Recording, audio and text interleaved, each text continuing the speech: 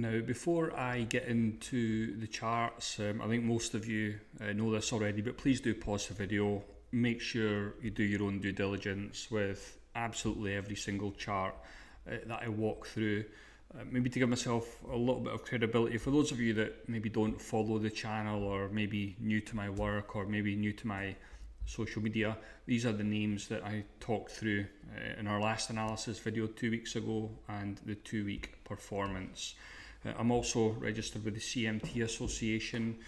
Technical analysis is something that I'm very widely known for, and like I said right at the start, hopefully you get some value from it. But subscribe to the channel if you enjoy the presentation.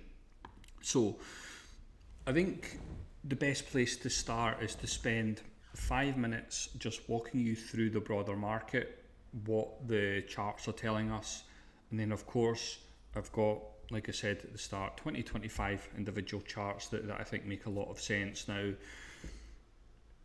I don't know if I'm the only analyst that sees further market upside here. I think what I'm seeing, certainly across the board, is there's a lot of pessimism with, I guess, the market breadth at the moment. Now, this is my target for the S&P 500.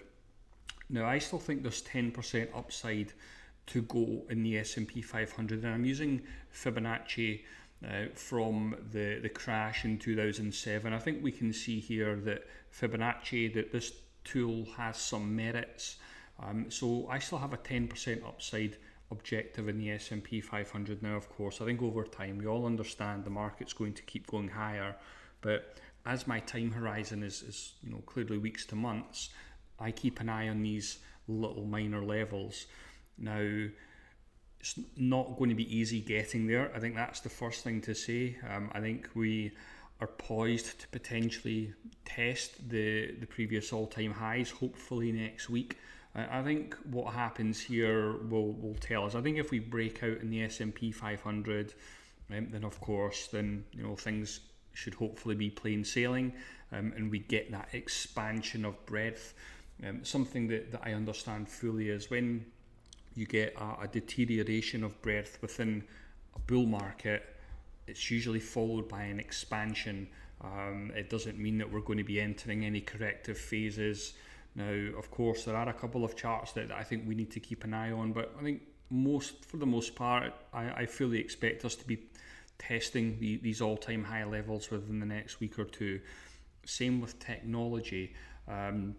I think technology is in a sideways range at the moment. I think it's a complete mess, but we know with ranges, best policy, I think, in my view, if swing trading is your thing, you just buy at the bottom and you sell at the top. That's the way that I view it. I don't overcomplicate it, and I think there's still further upside with the Dow. Now, I talked about this chart a couple of weeks ago, just saying, well, if you're looking for outperformance in the market, are you better to buy industrial or are you better to buy technology? I think ultimately I see everything going up together. That's generally what will happen in a bull market. But I think if you're looking for outperformance, I think this chart tells us that the Dow Jones and the industrial names are likely to outperform technology if we are above this level in this ratio. We can see clearly that in the 2000, the Dow Jones was massively outperforming tech from 2000 up until 2002, and then of course for the last 20 years technology is the one that's been leading, so therefore there's been a breakdown in this ratio. Now, it's not any coincidence that the ratio is starting to turn up again at this key level. So is the Dow poised to outperform technology again? I think it's a new one for most of us, given that tech has been the place to be for 20 years, but there are some charts out there that are suggesting that could be about to change. So don't discount the boring old financials as I'm about to kind of walk through, that there's some of these names can rip 10-15% a week as well, make no mistake about it. the small caps, I think a lot of us understand that if you're looking for, let's say, volatile gains, small caps are a good place to be. Now, I use the major indices to just help me gauge, where's a decent buy point for small caps. Now, as we can see with the small caps have been in a sideways mess for the last few months. But what I would like to point out is that I'm viewing this as a consolidation triangle pattern, and despite the deterioration of breadth that everybody's talking about, like I said, a deterioration of breadth, you usually get an expansion, and that expansion will kick in, I've no doubt, at some point. But if we can get a breakout here in the small caps, triangle patterns are typically continuation patterns for an uptrend. I don't see the point in looking for bearish patterns in an uptrend. It's not productive in my view. And yeah, I think if we can get a breakout here in the small caps, then a lot of these names that have been beaten to death, 50, 60, 70%, I think they're back on the menu, and they have been on the menu for the last couple of weeks. Like I said at the start, when we're in this range, you buy at the bottom and you sell at the top. So it'll be interesting to see what happens with the small caps at this level here. And this is the value versus growth. I get a lot of questions, a lot of emails on this. And I think if we are above this level, again, this is one of those ratio charts, then the boring old value names will be the leaders of the market. We're not quite there yet. I think that this is the end of May. This ratio hasn't broke higher, and please note this is a monthly chart as well. So there's a lot to kind of digest there, but I think the key to take from it is, stick to your individual charts, your individual names. As long as your stocks are holding up and they're holding support levels, etc., then you can remain bullish. I get asked a lot as well, what if mega cap tech don't participate? Well, I think what I would say is, the S&P 500 has been in this big uptrend. Yes, there's been some volatility along the way, but you have to understand that Amazon has been doing nothing for quite a long time here, and as we can see, the S&P has just been rising. So yes, the market can keep going up without Amazon, without Apple. I think what the market needs is for these names to just not, crash or correct, etc. I think as long as they're holding up, as long as they're chopping about sideways, that's okay. These names, of course, Amazon, great company, Apple, great company, but I think that there has to be an understanding at some point where all the alpha has been made, and these names are no longer the tech names that they once were. They're obviously tech, but I think what I'm trying to communicate here is that the gains have been done and they're starting to act like typical value names, and I think that's something that I look for. Yes, of course, if Amazon breaks out, great, then it could absolutely move on a monster run. But at the moment, it's just chopping about, doing sideways. It probably calls for a neutral options strategy, but certainly it's the market can keep moving higher without Amazon and Apple. Just make no mistake about that. The relative rotation graph is really interesting to me. I think clean energy, now clean energy has been a focus of my work for the last week. We've got semiconductors. Again, I've provided our clients and members semiconductor charts over the last week. Payments, there's a lot of strength in the market, and what we are seeing at the moment is the names that have been leading are taking a little small breather now. That's perfectly okay, because a lot of these names have ripped 40, 50, 60% over the last 4 or 5 months. So it's all very logical to me that there's nothing the market's throwing my way that I'm not, I guess, prepared for, or what I don't understand. So I'm quite comfortable with what I'm seeing in the market. I think there's still market upside.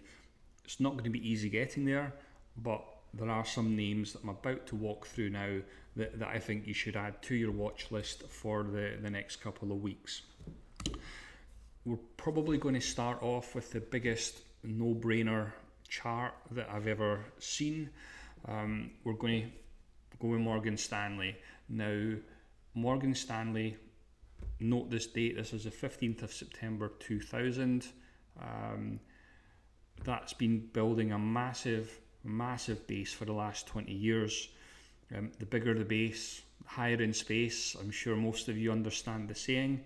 And just to, I guess, give it another, add further weighting to the decision process, we can see the XLF, the financial ETF, again is close to breaking out again. So I like Morgan Stanley if it can break above 91.31. No, 90.95 is the current price that it closed on Friday. But of course, it's a beautiful looking chart. Antero Resources, for disclosure, I own this stock. It's been doing very well. I covered this one 2 weeks ago. It's had a massive move since then. I've been asked to cover it again. I think you just remain with the trend for as long as it's going. Obviously, note the short interest. I'm hoping for a bit of a short squeeze and for this to really rip higher. That's the hope. But it has also broken above its 200-week simple moving average, which again is another bullish part of the thesis as well. Excellent relative strength to the S&P 500 as well. Now, going back to the clean energy names. Now, for those of you that have followed my work for the last couple of years, you'll know that Plug Power was all over my charting last year. It was on a massive 50 SME uptrend. This was a massive winner for most of our clients and members. But I think it's setting up again potentially. Now, note there is earnings coming up, so I think I'd probably want to wait and see what happens with earnings before jumping in. But I highlighted this one last week to our clients and members. It broke out and now it's starting to get above key levels like the 200-day simple moving average, like the 50-day simple moving average, and it's moving well. So I think message would be wait and see what happens with earnings, but I think Plug Power could be setting up for another move higher. ZTS, obviously, as we can see, health technology company. Now, I'm using Fibonacci again, and I'm using the lower shelf, and I think it has merit. I think I like breakouts. I especially like breakouts when they move above key Fibonacci levels, and as we can see, there's a lot of upside there with ZTS if we can get follow through on this breakout. So again, I like the chart very much. FedEx, again, I like these breakouts above Fibonacci levels. Again, this is a chart that we've communicated to our clients and members over the last few weeks, and it's moving okay. Nvidia stock split was announced last week. There's been a massive move on the back of this. We provided this one last week to our clients and members as well, and it looks like it's poised to break out. Let me just do that. I think it's always funny when technical analysts do this, but yeah, it's looking like it's wanting to kind of break out into new all-time highs. So what we know about all-time highs is it's not a bearish characteristic. I know there's some of you watching this that won't like buying stocks when they get to all-time highs, and I think something I understand is that when buying all-time highs, I think there's probably many of you that use RSI and you maybe say that it's an overbought, so a pullback is due, which it does have merit, but you have to understand that reaching an overbought condition is a characteristic of an uptrend. It doesn't mean that you should sell your position. It just means that you're in an uptrend and there's a possibility that you could be looking at a massive winner. If you look at Nvidia over this time period. How many times did it reach overbought conditions before it had a bit of a climax top, and of course massive range for the last 12 months. So I would just urge you, if you're somebody out there that uses the kindergarten technical analysis technique of selling when it's overbought, I would suggest that that's a very difficult strategy to be consistent at. So that's my thoughts on Nvidia. It looks like it's doing pretty well. Salesforce. Now, we've had earnings this week. On earnings now, as we can see, for my work, let me just remove the 50-day. It's not relevant here. I think, as we can see, this level has a lot of merit for this particular name. We have gapped above the 200-day simple moving average. It has pulled back, I think, like a lot of the names late on Friday, which again is perfectly fine. But I think any pullback here to this level, provided the 200-day holds as support, then I think you can probably buy the weakness in Salesforce. The other thing to say is, it wouldn't surprise me to kind of see it pull back and fill this gap before bouncing and moving higher. So keep an eye on that one. I think Salesforce can make a lot of sense for many reasons. But I take the view that's a positive development, and I think it's a valid area of resistance that it's overcome. So yeah, add it to the radar. Big cap tech again, Google. Something to say is that I think if you're looking to allocate to the market and you're looking for big tech, it makes sense to go with the big tech that is trending higher. As we can see, Google goes through these little phases where it moves higher, consolidates, moves higher, consolidates, hopefully moves higher. Now, I have an 18% upside objective with Google here. I'm using Fibonacci extension of the 2007 declines. Let me just show you what I mean by that and why I'm using it. I think there's multiple reasons here why we can see that this has some merit. So again, I think if you're looking to allocate to big tech, I think there's 18% upside there with Google before it meets significant resistance. Apple, lots and lots of questions on this one. I think most of us understand that Apple probably isn't the big tech name to own. Now, that's funny coming from me because I'm a big owner of Apple, and I have been for a long time. That said, I don't have any emotional attachments to stocks. Now, famously, I said around a year ago, 6 months ago, I'm happy to own Apple at any price.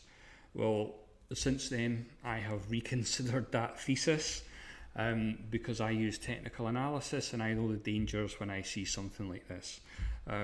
So you can remain bullish, and I am still remaining bullish on Apple. However, that said, if we break below these levels, this is a 200-day simple moving average and what looks like it's a monster head and shoulders pattern.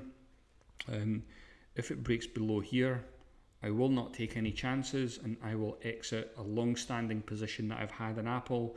Doesn't mean Apple's a bad company to own, but I understand that for whatever reason, the big money isn't wanting to own Apple at the moment. Now, you could go down the route of, antitrust and the headlines attributed to Apple at the moment. I don't pay attention to any of that. I don't pay attention to the fundamentals or any catalysts like that. I simply look at the charts, and if we break below this level, then that's a big problem for me. Even if it was to break lower and then rebound massively higher, it wouldn't bother me one little bit because I understand how to manage risk, and that's essentially what technical analysis helps us to do. Endeavour, silver miners, the The gold miners, I think there's a lot of opportunity in those types of names at the moment. A lot of them are looking like this. So I think Endeavour Silver, you should probably add it to your radar. Microsoft, I touched on this one 2 weeks ago. My thesis hasn't changed with this. What I basically said 2 weeks ago was when Microsoft with RSI reaches this lower level, it's oftentimes a decent buy point. Now that's ultimately proven to be correct. It's now holding above its 50-day simple moving average. And again, this is something that's kind of lost, I think, on a lot of individual investors and technical analysts or budding technical analysts. It's not always about price and swing trading price. You can actually use momentum to say where's a good buy point, and you can just kind of swing it between levels. It can be pretty decent if you get it right, but it's a very difficult technique, but as we can see, it has a lot of merit. So I think with Microsoft, I think you just kind of wait for RSI to reach the upper end of the range and see what happens there. Now Snowflake got a lot of attention this week. I think earnings came out. Now it's been a decent reaction to earnings. I think we can see that. Now I'm not going to get into PE ratios and all the fundamental side of things. I don't care for it. I understand Snowflake is massively overvalued if you look at PE ratios and forward earnings and all the rest of it. But this is one that, again, we provided to our clients and members on this failed breakdown. It met our upside objective, and it looks like it's potentially gearing up to break out again. Now, it could stay in this range and continue to chop sideways. So what I've added here is above 245. I think above 245 it's one that you might want to consider. Now, as you can see, I actually provided this chart to our members on Wednesday in our halftime, and I think we're just kind of patiently waiting to see what the next move is. I don't like to make predictions on what happens with price, but if price confirms a breakout, I think it looks pretty decent. NCR, I like it above $50. Congratulations to the individual who decoded my social media post last week. What I basically did was I put this out as a mystery chart, if you like, because this is an alert that we sent out last week. Of course, it's done pretty well. Like I've talked about at the start, bottom of the range to the top of the range. That's what we're looking for with Square. For disclosure, I own Square. I like it very much. But ultimately what we're looking for here is that from the bottom to the top, there's 45% upside. It's not going to be easy getting there. We have to overcome things like the 50-day simple moving average. It's going to chop about at times. But what I'm essentially hoping for is that this develops into a double bottom and breaks out. And by buying at the lower end of the range, it's offering an incredible risk to reward proposition. And that's essentially what we're looking for. CFG, Citizens Financial Group, like above $50. T-Mobile, XLC is doing okay at the moment. And I like these bases. I think, just remove that. I think with T-Mobile, base, breakout, retest, and it looks like it's off and running. So again, T-Mobile, big company. Now this goes back to the gold and the silver. If we look at this chart, this is technical analysis 101. Everything has played out, and we're looking for a further breakout. Now, I actually covered this one around a month ago, I think, with social media, when the chart was breaking out like that. But like I said before, it's not bearish if we start to break out into all-time highs. So the gold silver index might be appealing. We also have Goldman Sachs. Now, of course, if we go back to Morgan Stanley and the financials, Goldman Sachs probably ticks a lot of boxes. It's had a big year so far, and I think if we get a breakout in the financials and in the individual names, then I think Goldman Sachs could be an even bigger winner.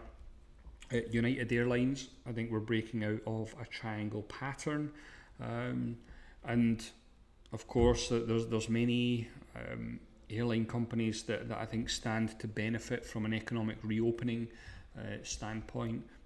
Of course, I don't know what it's like all over the world, but I think with Scotland at the moment, we're only now starting to get bars and restaurants open.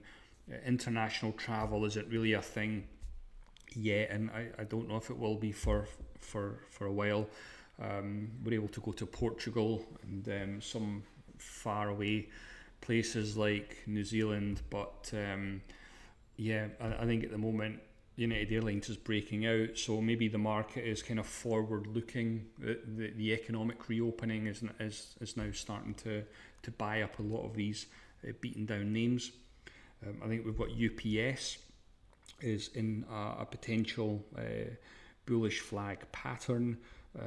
Again, this is a disclosure. We recommended this one to our clients and members on this breakout, and of course it's done very, very well. But I think if we can get a breakout above 220, then I think that would be a very logical play moving forward. I think with Caterpillar, very strong 50 SMA uptrend. I don't see the trend ending anytime soon. We've got Starbucks. Now Starbucks has reclaimed the 50-day simple moving average, and it looks like it's breaking out as well. So for those of you that are bullish on Starbucks, I think it's very easy to kind of manage risk at this point. I think you can just stay bullish now above the 50-day simple moving average, and hopefully Starbucks continues to motor higher. We've got Expedia, had a big week last week. Again, probably goes back to the economic reopening, etc. And yeah, I like it above 157. Yeti Holdings, like it above 90. I think there's good relative strength, bit of room to run with RSI also. Now Zim integrated shipping services, we are approaching the significant round number there of $50. I would expect a little bit of a pause in price here, but it's in a beautiful 20 period simple moving average uptrend. Maybe for those of you that don't understand why this has been on the radar for the last couple of months, is international shipping costs have gone through the roof, and shipping companies are benefiting from that. And this was a recent IPO. It broke out, and this has been a massive winner. And yeah, I think long may it continue, but I would expect a little bit of a pause at $50. But if it breaks out above $50, then that could really start to get going. Crocs, I'm not too keen on, let's say, the product, but the chart is looking quite constructive here. It's obviously chopping about sideways, but the reason I'm highlighting this is kind of just going back to the lower end of the range entries. It obviously had a massive pullback to a logical level, a logical buy point. I use technical tools to help me, and I think Crocs makes a lot of sense. I think we've got Toll Brothers, we've got earnings out the way, we've broken out above resistance dating back to 2005. Again, it's a bit of a no-brainer for me. Peloton, lots of questions on this one. It's broken above its AVWAP, and it looks like it's trying to break out above a trend line resistance. Now, I think something that I would probably want to just impart to many of you that buy breakouts, and maybe you don't have the consistency with buying breakouts. I think what you have to understand is you always have to look to see where the stock has kind of arrived from. Now, for me personally, when a stock moves, like 40 odd percent, and then it looks like it's going to break out, that tends to not be a breakout that I would want to buy. Now, yes, the thing could just rip. It could go to $150 next week. I accept all that. But if you make that play 100 times, how many times does it pay off? That would be the question I would have. So I think, yes, it looks like it's breaking out, but I would probably prefer to buy a pullback entry on Peloton if I was inclined to kind of want to buy the stock. Royal Caribbean, again, it goes through these little phases of consolidation, uptrend, consolidation, uptrend. It does look like it's breaking out again this week. So I think $100 is a logical target there. I think if it breaks above 100, I think it probably moves to 130 pretty quickly. So I think Royal Caribbean, I think you should definitely add it to the watch list. Simon Property Group is approaching our target here. This is a weekly chart of $137. Pepsi looks like it wants to break out, and I think going back to the names that maybe aren't the sexiest names out there, I think Pepsi probably fits that bill. Consumer staples, dinosaur, whatever you want to call it, but that looks like a pretty healthy cup and handle pattern there to me, and I think if it breaks out above 150, it could move. I think base with DuPont, I like it above 88. New Gold Inc., going back to the gold and silver miner plays, I think you should set an alert for 240. Given that's not a very expensive stock, it has broken out, I should also add, from an ascending triangle pattern, upside target there of 240. But if it breaks above 240, again, I like it very, very much. And Valero Energy, again, 200-day simple moving average. We're obviously going into the energy minerals space. But I think the reason I like this is we've got a descending trend line, we've got a 200-day simple moving average, room to run with RSI. So I think if Valero Energy can get above that level there, then I think that could be a bullish catalyst for the stock. So that's the Memorial Weekend analysis. I hope you've got some value from that. If you are somebody that maybe struggles a little bit, maybe you don't have the understanding of technical analysis, feel free to stick around for a minute. But if you got some value from it, again, please do subscribe to the channel. Let me know what stocks should be on the radar. If you want any feedback on any individual names, then feel free to reach out to me. It's all appreciated. But I think if you are somebody that maybe does struggle a little bit, feel free to go on to our website there, obviously honeystocks.com. What our membership provides, we've got our premium weekend analysis. It's very, very similar to what you've just watched. We provide it to our clients and members every single week.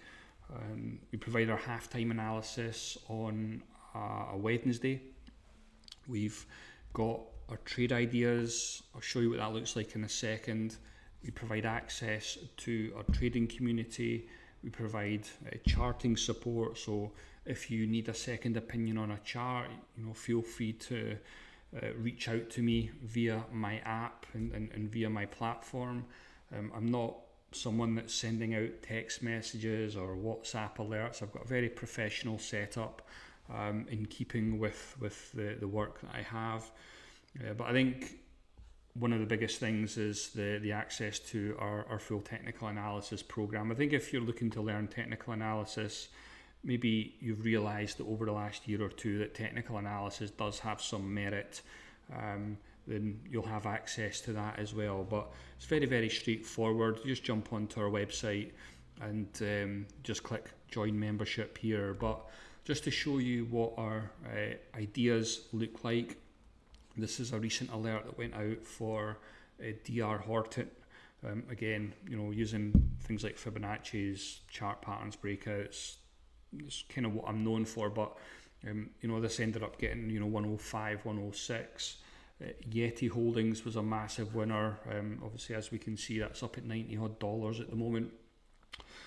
MGNI was a massive winner last year. We've got Plug Power, as I said earlier, about above 1450. That was a ridiculous move. United States Steel, again, another massive winner. So I think something that I'm very well known for with my work is I'm very open and transparent with the work that I provide our clients and members. I publish every single trade idea that's ever been sent out to our clients and members. I publish it on our website, so you can have a look and see the types of stocks that we're recommending, and you can decide if the types of stocks that I recommend are the types of stocks that you like to buy. I don't recommend penny stocks or high momentum penny stock plays or any of that nonsense. It's all very well thought out. You have at least 24 hours notice for any alert, and again, like I said, you can go and have a look on our website and see exactly how the stocks have done. I've got a quality over quantity approach. I do not provide an alert every single day. I realised a long time ago that just doesn't work. Quality over quantity is the way that I approach my work. So some massive customer testimonials. It's one of our members, 240% last year. Now that's what I would say. Last year was a bit of an anomaly. I think it's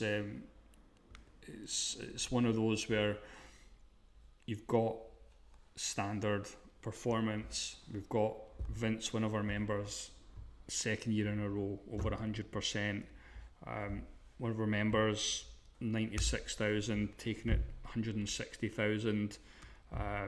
So I think if you're somebody that's maybe looking to get away from day trading, maybe you're looking to learn technical analysis, maybe you're just too busy with family, work, business to filter through thousands of stocks and to get through all the scanning that's required, then my work might be a good fit for you. But I'll let you go and do your own due diligence and check out our website, etc. But got a really wonderful community full of well-educated investors and traders from all over the world. It's not somewhere for, like I said before, it's not a day trading community or anything. I think most of our members and clients have families, businesses, jobs, etc. It's not something where everybody's sitting there all day trading together or anything like that. It's just a very professional setup. So feel free to go and check it out, and it's only $500 annually. So if you've stuck around to the end, thank you very much for watching. Enjoy your weekend, and maybe I'll hear from you soon. Thank you.